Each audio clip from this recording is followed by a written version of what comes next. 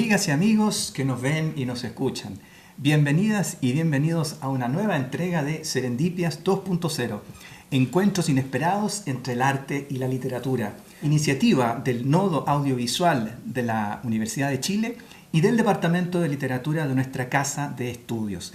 Les saluda Cristian Cisterna Sampuero y los invito a este programa que podríamos llamar como un título Arquitectura, Paisaje, Escritura y Literatura. Para ello tenemos a dos invitados muy importantes de gran categoría. Vamos a empezar por mi derecha. Tenemos y agradecemos la presencia de la profesora Carolina Quilodrán de la Facultad de Arquitectura y Urbanismo de la Universidad de Chile y también profesora del Instituto de Historia y Patrimonio. Bienvenida, Carolina, a Serendipias. Muchas gracias, Cristian, por la invitación. Allí estamos y además el Departamento de Literatura está representado por el profesor Andrés Ferrada, académico de la Universidad de Chile y también académico de la Universidad de Playa Ancha, quien nos va a hablar de una investigación también muy importante que tiene mucho que ver con arquitectura, paisaje, escritura y literatura. Gracias por estar con nosotros, Andrés. Gracias a ti, Cristian, por la invitación y bueno, esperamos desarrollar esta conversación de la mejor forma posible. Muchas gracias. No me cabe duda, porque vamos a partir por algo concreto. En octubre del año pasado, en la Facultad de Arquitectura y Urbanismo, se realizó un seminario llamado El lugar del paisaje en la ciudad, la arquitectura y la literatura. Fue un encuentro pionero porque, creo yo, por primera vez se reúnen dos facultades en torno a un tema que es la ciudad, la arquitectura, el paisaje y además la literatura. Este seminario fue promovido por el profesor y académico de la Facultad de Arquitectura y Urbanismo, Mario Ferrada, a quien le mandamos un gran saludo y un reconocimiento por esta iniciativa que yo creo que se va a repetir este año. Tenemos una información en exclusiva.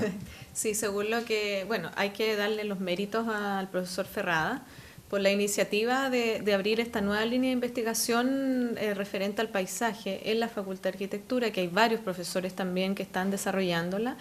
Y el otro día en conversaciones primarias podríamos decir que él está atento a generar una segunda jornada del seminario, pensando sobre todo en la interdisciplina que convocó en octubre del año pasado. Perfecto. Entonces vamos a estar muy atentos, por supuesto, cuando ya esto sea un hecho, vamos a promocionarlo acá en Serendipias. Bueno, el tema de hoy, arquitectura, algo que nosotros vemos todos los días cuando salimos a la calle, paisaje, lo que nosotros vemos, paisaje natural, paisaje urbano, tal vez extendiendo la mirada un poco más al horizonte. Y por otro lado, escritura, lectura y literatura. Yo creo que esos son cuatro temas que se imbrican muy bien. A mí me gustaría partir proponiendo el tema de la cartografía. ¿Cuál es la importancia de la cartografía en la relación de las personas con su ciudad, con su espacio, con su barrio? ¿Tú has hecho investigaciones al respecto? Sí, en mi caso he tenido la fortuna diría yo, desde por lo menos de la tesis de especialización de magíster, de utilizar la cartografía histórica como una herramienta o fuente primaria de investigación. Hay varios autores, tanto a nivel europeo como latinoamericano y norteamericano, que se han dedicado al estudio de las imágenes cartográficas.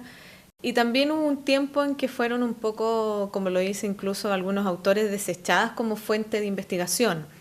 Y lo que se ha hecho ahora, por lo menos en las últimas décadas, es retomarla como una fuente o un recurso que permite hacer el análisis de la ciudad, no solo en los ámbitos urbanos, sino que también en un ámbito de lo rural, y que permite que a través de estas cartografías uno, si quiere decirlo de alguna manera, tiene capas estratigráficas de la ciudad que se pueden leer en estos mapas.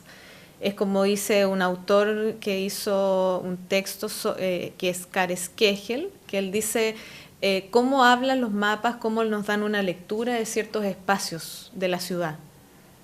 Fíjate que escuchándote hablar yo me acordé de un trabajo que ya es un poco antiguo, que es Semiología y Urbanismo de Roland Barthes, cuando él dice, bueno, la ciudad es algo que nosotros leemos.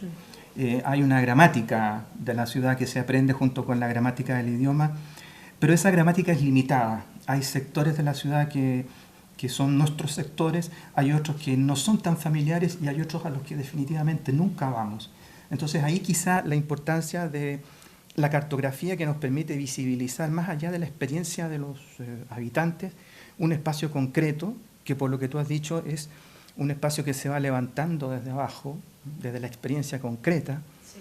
Tú hiciste un trabajo y aquí vamos a tener el pase con Andrés porque hay un trabajo muy lindo en torno al barrio La Chimba, sí, que es cruzando, ¿verdad?, el río, que también es un poderoso símbolo. Es un barrio con una identidad propia, con arquitectura también propia y formas de socializar. Y es también un espacio que Donoso introdujo en su literatura, en El obsceno pájaro de la noche, sí, por ejemplo. Entonces, para que la gente entienda, cartografiar es entonces levantar una imagen, levantar un mapa. Es exactamente, dependiendo de los especialistas, porque no, si uno ve cartografías históricas, tenían otro tipo de métodos, se medía a cordel la ciudad, no con los métodos actuales como los sistemas de posicionamiento global o cuando uno ve en la calle algún topógrafo que tiene esas herramientas o métodos para hacer la medición. Y efectivamente lo que se busca es plasmar un momento de la ciudad en un periodo que tiene que ver con lo histórico, con lo social, lo económico, lo cultural, y cómo eso se refleja en una cartografía. Pero también uno tiene que tener precaución, porque hay cosas que uno quiere mostrar y otras que no necesita mostrar o no requiere mostrar. Es como que invisibiliza o visibiliza ciertos elementos también en un proceso cartográfico, sobre todo en los ámbitos más de cartografía histórica. Por ejemplo. Una duda que me surgió.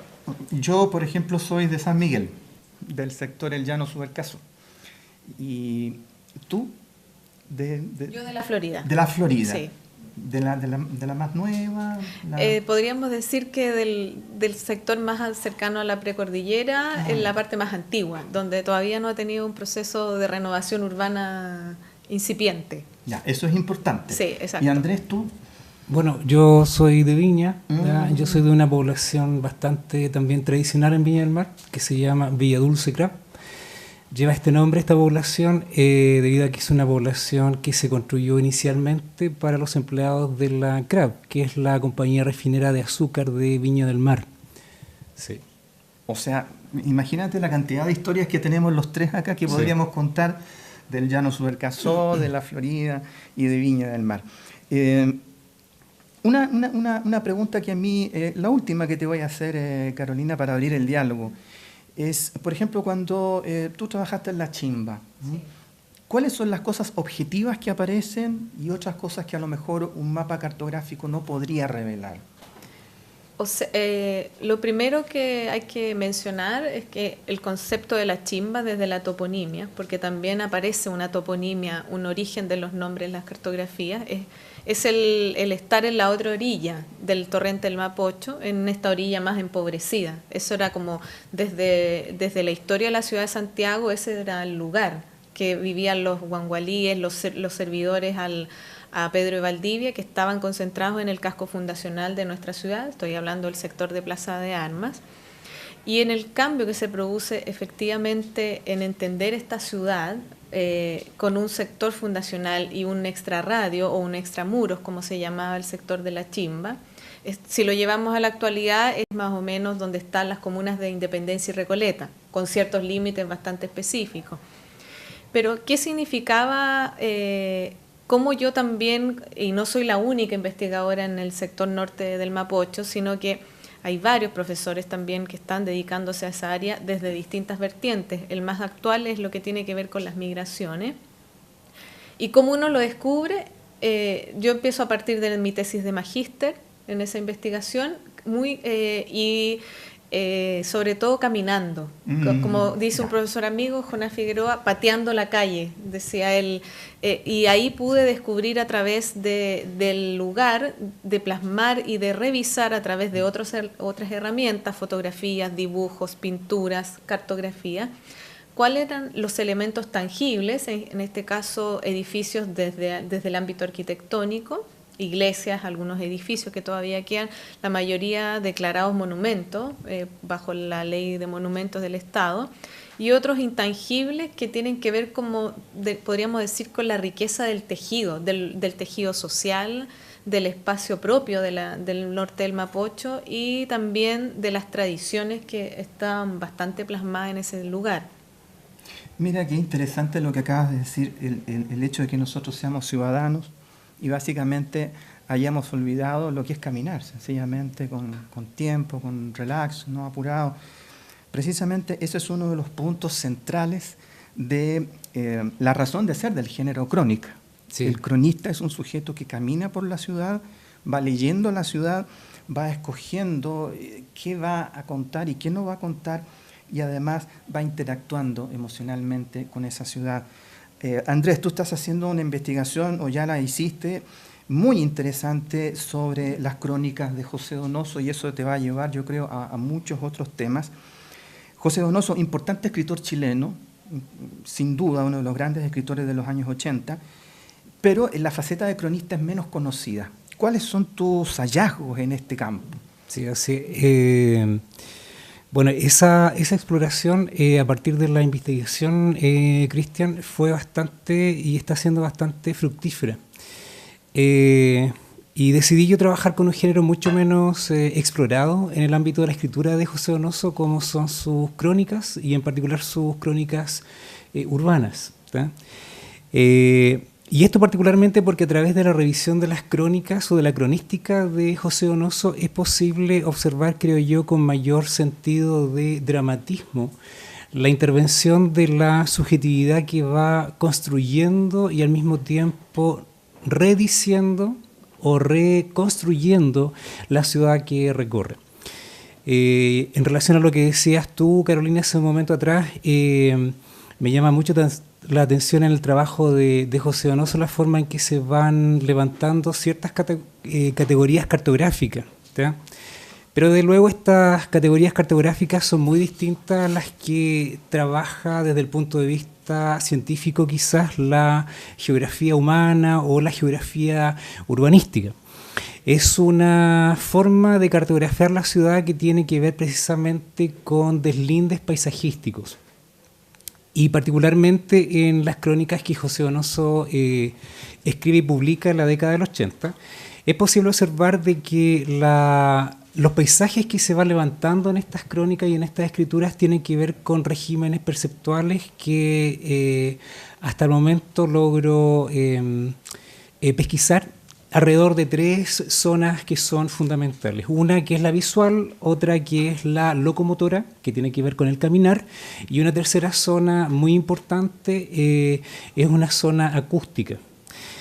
A partir del caminar y de la visibilidad que ofrecen los espacios urbanos, José Donoso va instalando una serie de imágenes que tienen que ver con los sonidos, no solamente en la ciudad, sino que cómo estos sonidos repercuten en su subjetividad y se transforman en una especie de acopio acústico de los espacios urbanos y de los barrios tradicionales también que recorre, entre otros, por ejemplo, el barrio de Recoleta y de Independencia. Y a partir de acá, poco a poco me fui dando cuenta, me fui percatando de que la cartografía tangible, en el caso de José Donoso y también de otros cronistas, se transforma de hecho en una cartografía que es bastante volátil y que está principalmente sujeta al devenir, insisto, de la subjetividad del escritor.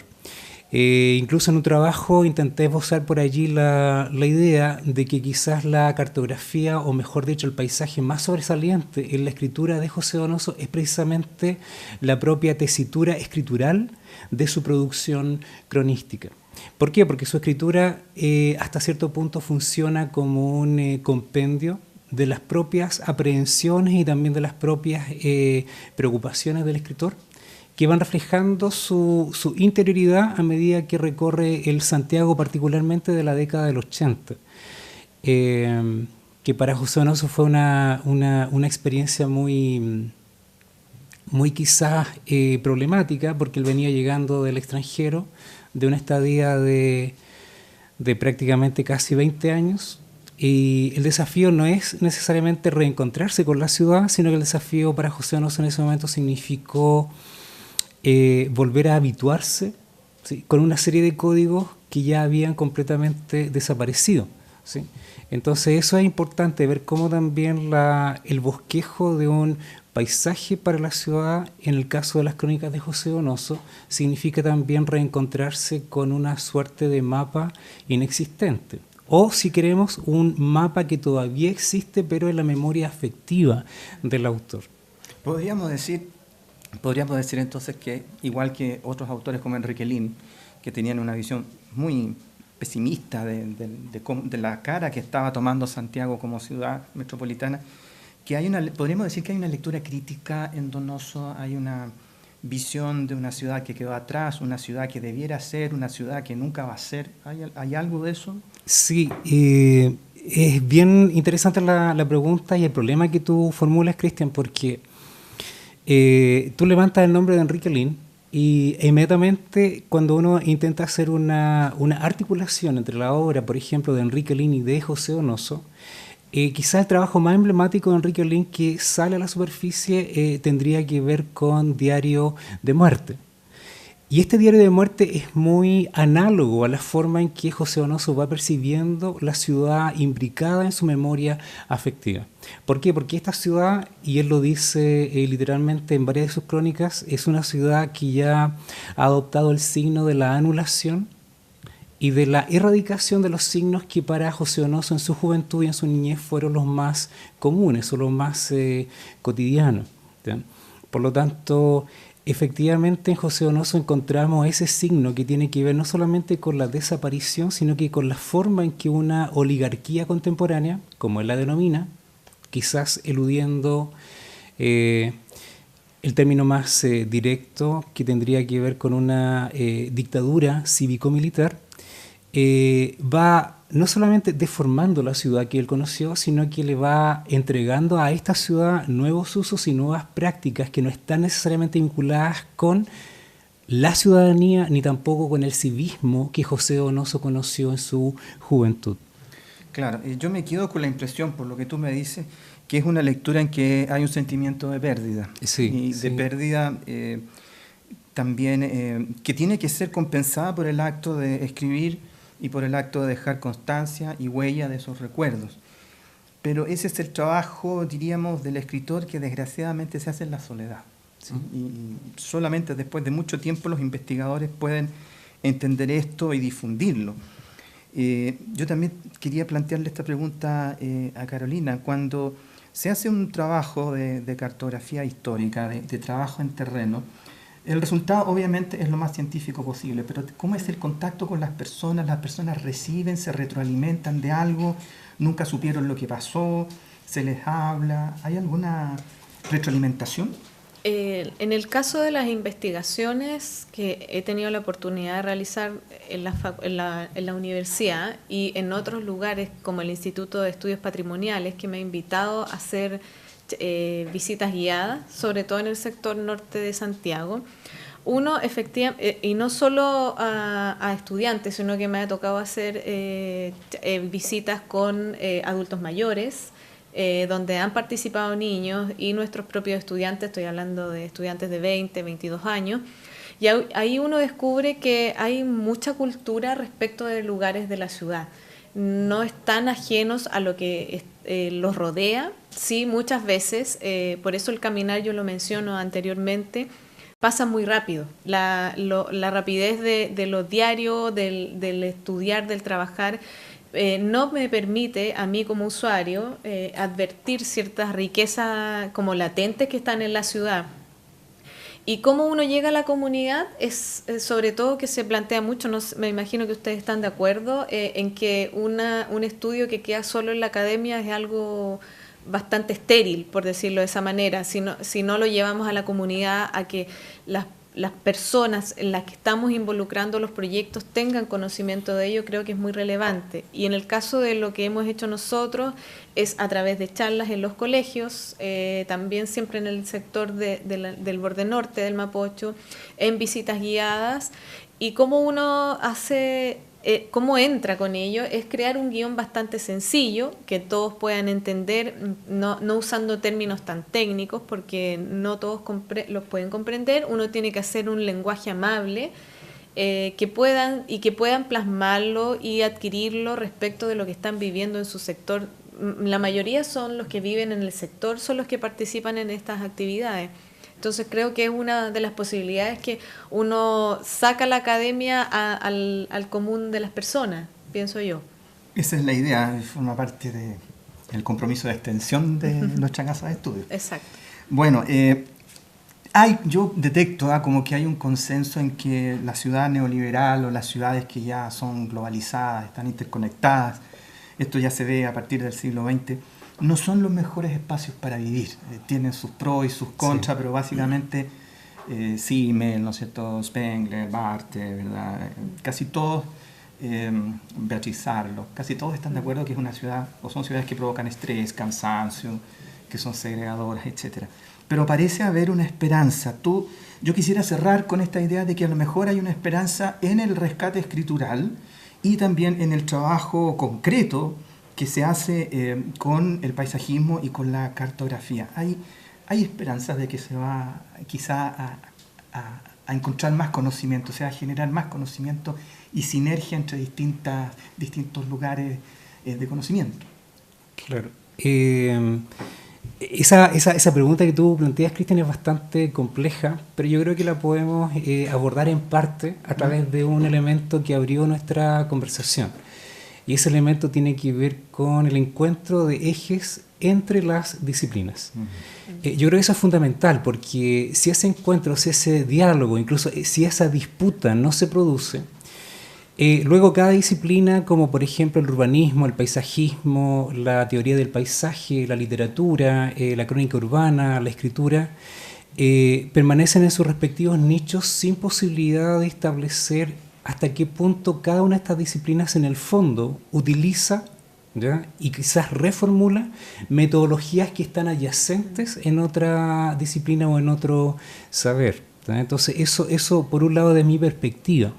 Y también creo que si existe algún indicio más esperanzador para crear una ciudad, y no solamente una ciudad, sino que para crear espacios cívicos de real participación, creo que la clave también está constituida a partir de lo que José Donoso constantemente enfatiza en sus crónicas. Y es un elemento que tiene que ver con la construcción imaginativa y también fantasiosa de la ciudad. Es decir, introducir no solamente lo que convencionalmente podríamos llamar como un juego lúdico a la construcción del espacio, sino que hacer de ese espacio en sí mismo un enclave imaginativo que permita no solamente el despliegue de la subjetividad, sino que también al mismo tiempo el despliegue y el despertar de otras subjetividades que se encuentran adormecidas e invisibilizadas por lo que tú comentabas, que es quizás la prevalencia de un sistema organizativo de la ciudad que es bastante hostil a ese tipo de incursiones que son imaginativas sobre el plano de la ciudad. Fíjate que escuchándote me acuerdo de muchas cosas, pero de un ensayo de Heidegger que él le dedica al camino del campo. Sí. Y dice, el camino del campo es el camino que yo recorro para ir de la casa al taller, del taller de mi padre a la iglesia. Y es un caminar lento, es un caminar en que él va mirando los árboles, la vieja encina, el horizonte, las perspectivas. Y poniéndolo eso en el contexto que hemos creado ahora, implica recuperar cierta forma de relacionarnos físicamente y al mismo tiempo mentalmente con estas construcciones mentales que me hablabas tú al principio, porque si no caemos en la rutina, que es lo que Umberto Giannini trabaja en uno de sus ensayos, la rutina, que es un salir y un volver a un mismo punto. En cambio, el caminar es como seguir algunas sendas inesperadas, aventurarse un poco. Yo me imagino, como para ir cerrando ya, Carolina, que hay proyectos en marcha en relación con todo esto. Hay iniciativas que se están realizando en este momento sobre el tema del paisajismo, la geografía, la interdisciplina. Sí, yo coincido con Andrés respecto de lo que él plantea, que efectivamente no solo en nuestra universidad, sino que a nivel de todo lo que se está planteando en el ámbito educativo, siempre la interdisciplina es muy importante. Podemos nutrirnos cada una de ellas de otras herramientas, de otras metodologías que nos aporten, que permitan hacer estudios más acuiciosos, mejores resultados, que también podamos llegar a más personas, a la comunidad sobre todo. Y respecto también de esta subjetividad, de lo que plantea, me acordaba de cuando uno lea sobre paisaje, sobre todo a Javier Maderuelo. Él habla de un concepto importante, que esto es un constructo cultural. La ciudad también es eso, es tener detrás herencias, identidades, procesos, capas de información histórica, y que a través de esas lecturas nosotros podemos darle significado. Y también ese significado, como decía Andrés, tiene absolutamente una subjetividad dependiendo de quién la viva o quién la camine o quién la entienda. Creo que es un tema de constante crecimiento, y es como ciertas pulsaciones de energía, ¿no? Que si muevo un lugar o hago una acupuntura casi de la ciudad, siempre va a generar alguna consecuencia en otro lugar. Creo que eso es en realidad lo que nos plantea en respecto de nuestros estudios o investigaciones, o cómo salir a la ciudad misma o a la comunidad también. Claro. Sobre ese punto, muy brevemente, sobre lo que comentas tú, Carolina, y también sobre tu planteamiento, Cristian. No sé hasta qué punto la escritura de José Donoso o su intención haya sido una intención necesariamente interdisciplinar, pero sí, de todas maneras, la escritura de José Donoso, como la escritura de la gran mayoría de los autores lúcidos, es una escritura fuertemente intertextual. Y a propósito de lo que comentaba Carolina, José Donoso siempre recuerda con mucho afecto, con mucho cariño, poesía de un autor que él admira mucho, que es Cavafis. Y respecto de Cavafis, él cita constantemente dos poemas particulares. Uno se llama Ítaca y el otro se llama La ciudad te seguirá. Y en este segundo poema, Cavafis, o el hablante lírico en ese poema, establece de que la ciudad es, en el fondo, la construcción interior de cada ser, ¿ya? Que la habita y que la conmemora, que la vuelve a recorrer, ¿sí? No necesariamente en un caminar físico, sino que a través de la memoria e insisto, también a través de una subjetividad que es precisamente de corte imaginativo. Entonces eso es como bastante importante, y me recordaba a medida que tú comentabas esto, Carolina, los versos que constantemente cita Donoso de Cavafis. A donde quiera que vayas, llevarás tu ciudad. Exactamente, claro. Bueno, yo creo que somos ejemplos los tres acá en la ebullición de ideas que surge cuando las disciplinas se acercan, ¿verdad? Hay muchas cosas que quisiéramos seguir hablando en relación a la ciudad, el paisaje y la literatura, pero ya estamos llegando al final de esta primera cápsula del año 2019 de Serendipias.